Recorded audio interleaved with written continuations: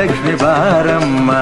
ಕಾಲಲ್ಲಿ ಕಿರುಗೆಜ್ಜೆ ಘಲು ಘಲು ಎಂದಾಗ, ಕಾಲಲ್ಲಿ ಕಿರುಗೆಜ್ಜೆ ಘಲು ಘಲು ಎಂದಾಗ, ಮನೆಯಲ್ಲಿ 100 ವೀಣೆ ನಾದವೊಮ್ಮೆ ಚಿಮ್ಮಲಿ.